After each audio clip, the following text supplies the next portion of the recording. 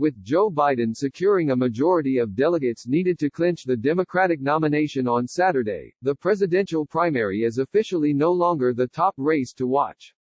Good thing there are plenty of other primary races to keep things interesting. Voters in 5 states are going to the polls on June 9: Georgia, South Carolina, West Virginia, Nevada, and North Dakota. There are several competitive U.S. Senate, gubernatorial, and U.S. House races in the first 4 states, plus some competitive state Supreme Court races in West Virginia. North Dakota is also holding primaries for its at-large House seat and governor's race, although both are expected to remain in Republican hands this fall. Georgia is a key state to watch because it has 2 Senate seats open this fall. However, just one race will get a Democratic nominee on Tuesday night. The other is a special election with a massive all-party primary happening on November 3. Georgia also boasts 4 competitive primaries for House seats, 2 in the hyper-competitive Atlanta suburbs and 2 more seats in Republican districts left open by retiring members of Congress. In South Carolina, Senator Lindsey Graham is expected to emerge from his Republican primary to face Democrat Jamie Harrison in the fall. Harrison is running unopposed, the question is how decisively. Graham retains an advantage going into the fall because South Carolina is still fundamentally a Republican state, but Harrison outraised Graham in the first quarter of 2020, and what few polls have been conducted show the potential for a close race. And Republicans are vying to face off against Representative Joe Cunningham, a moderate Democrat who pulled off a shocking upset in South Carolina's 1st congressional district in 2018. In Nevada, Republicans are running to see who will face off against 2 Democratic House members, Reps. Stephen Horsford and Susie Lee. Both Democrats flipped their districts in 2018, but they have the potential to swing back. And finally, there are primary races for West Virginia's gubernatorial race and 3 state Supreme Court seats, after 3 state Supreme Court justices were impeached in 2018 following a corruption scandal. Democratic voters in the state will also pick a candidate to run against Republican incumbent Senator Shelley Moore Capito in the fall, although Capito will be extremely tough to beat. Vox is covering the results live, with our partners at Decision Desk HQ. Georgia has long been a Republican stronghold, but Democrats made gains in 2018, harnessing the political power of Atlanta's suburbs. National Democrats look to see if they can turn the state blue in 2020 and pull off some long-shot wins in 2 Georgia Senate races in the process. Tuesday's elections will decide which Democrat challenges Senator David Perdue in the fall. Jon Ossoff, a 2017 House candidate, appears to be the frontrunner but needs to clear 50% in order to avoid an August 11 runoff. Other serious candidates in that race are former Columbus, Georgia, Mayor Teresa Tomlinson and 2018 candidate for Lieutenant Governor Sarah Riggs Amico. There won't be a nominee chosen in Georgia's other, highly watched Senate special election. That race will go down to the wire with an all-party primary on November 3. Incumbent Senator Kelly Loeffler has a serious primary challenge from Representative Doug Collins, plus Democrats Raphael Warnock and Matt Lieberman.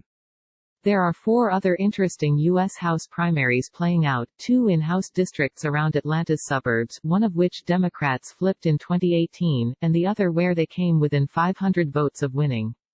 There are also 2 open Republican seats in northern Georgia with large fields of candidates running. For more on Georgia's primary contests, read Vox's roundup here. Update: Senator Lindsey Graham has won his primary, as expected. State Representative Nancy Mace has won the GOP primary in South Carolina's 1st congressional district. While the Democratic fight to take on Senator Lindsey Graham has pretty much been settled, former South Carolina Democratic Party Chair Jamie Harrison is now running unopposed. The incumbent senator still needs to beat a few challengers in the Republican primary before he's on the ticket again this November. Graham recently got President Donald Trump's formal endorsement and is by far seen as the favorite, but it will be worth watching how decisive his margin is. The thing to watch here isn't whether he'll win, but if there's any anti-Trump, and, by extension, anti-Graham sentiment, bubbling up in South Carolina. Meanwhile, a slate of 4 Republicans, businesswoman and Mount Pleasant Town Council member Kathy Landing, State Representative Nancy Mace, Bikers for Trump founder Chris Cox, and Bluffton housing official Brad Mole, are duking it out to unseat Representative Joe Cunningham, a Democratic first-term incumbent who flipped the 1st District in 2018. Cunningham faces some headwinds, given the heavy Republican lean of his district and Trump's dominance there in 2016, but he's a moderate, and national Democrats will likely spend heavily to protect him. For more on South Carolina's primary contests, Red Box's roundup here. Republicans are eyeing Nevada's primaries on June 9 for opportunities to unseat a pair of Democrats facing potentially tough re-election campaigns, Reps. Susie Lee in the 3rd Congressional District and Stephen Horsford in the 4th. Both districts are swingy, and Lee and Horsford won them in 2018, a wave midterm year for Democrats. Nevada has voted blue in 3 of the past 4 presidential elections, but it's considered a battleground state. Nevada's Latino voters could be key to keeping the state blue, but the state also has an aging, increasingly conservative population. For more on Nevada's primary contests, read Box's roundup here. Update: Kanawha County Commissioner Ben Salango has won the Democratic governor's primary and will challenge incumbent Republican Governor Jim Justice this fall. Activist Paula Jean Swearingen has won the Democratic Senate primary. There's a bit of something for everyone in West Virginia's primary races. Much of the action is happening in statewide races. Republican Governor Jim Justice has a few primary challengers but is expected to win his race.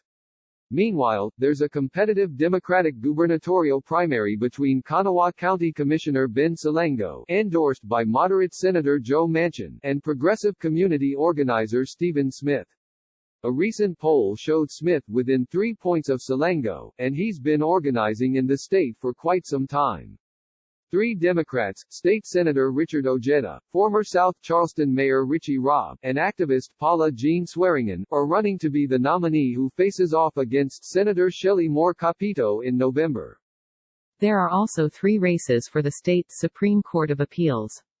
But because these races are nominally nonpartisan, there is no primary election to choose each party's candidate. Still, the state's Republican Party endorsed incumbent Justice Tim Armstead, 5th Judicial Circuit Judge Laura Dyer, and Putnam County Assistant Prosecuting Attorney Chris Raines, while rival group Reset West Virginia is supporting incumbent Justice John Hutchison, former Justice Richard Neely, and 13th Judicial Circuit Judge Joanna Tabbitt. It is unusual for so many seats to be up for grabs at once, but it's the result of a corruption scandal that forced 3 justices to resign in 2018. For more on West Virginia's primary contests, read Vox's roundup here. Support Vox's explanatory journalism. Every day at Vox, we aim to answer your most important questions and provide you, and our audience around the world, with information that has the power to save lives. Our mission has never been more vital than it is in this moment, to empower you through understanding. Vox's work is reaching more people than ever, but our distinctive brand of explanatory journalism takes resources, particularly during a pandemic and an economic downturn. Your financial contribution will not constitute a donation, but it will enable our staff to continue to offer free articles, videos, and podcasts at the quality and volume that this moment requires. Please consider making a contribution to Vox today.